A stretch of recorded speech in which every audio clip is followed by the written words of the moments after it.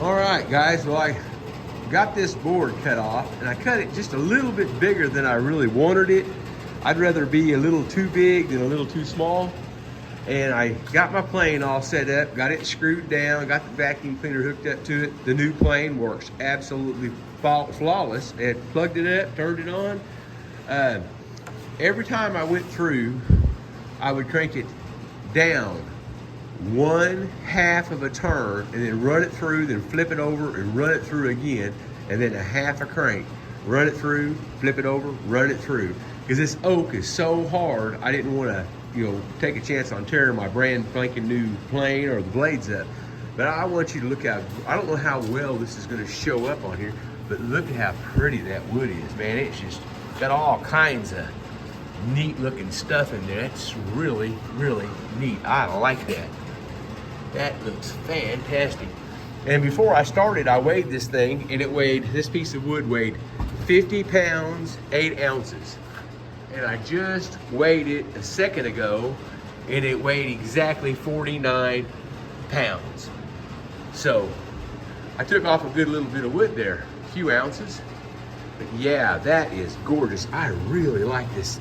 That's pretty right there, but this other side has got some just absolutely some neat looking stuff in there. I like that. It's got all kinds of checks and stuff in there. I like that. That's going to be just really nice. All right, I got this piece of wood plane, and I've got one little bit of a low spot in it, and I'm going to work on it some more later on. I just wanted to get this cut. Just because I've got everything set up here, there's a crack, right?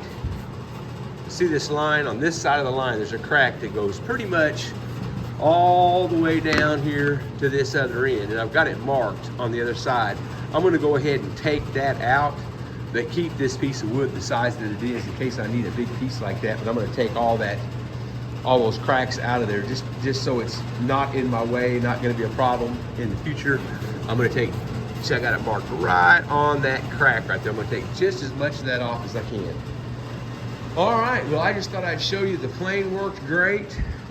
Tell you what, I watch these guys with these track saws, these high dollar track saws. I've got this Makita skill saw. Put me a 2x4 up here and clamp it down. Put that thing all the way down. That wood right there is 1 7/8 inches, just a little over 1 7/8 inches, just a fraction. And I can run it through there one pass, and it's nice and clean and no deflections or anything.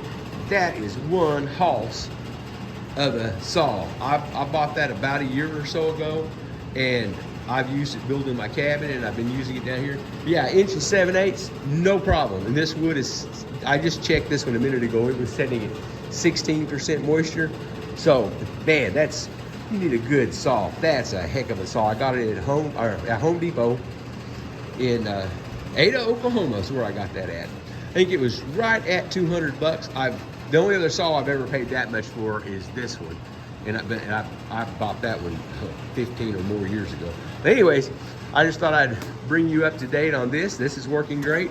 The little Harbor Freight dust collection system worked fantastic, and I'm gonna see if I can't set this up and get the edge on this plane real quick with my little hand planer. You guys have a good one, and I'll bring you some more later.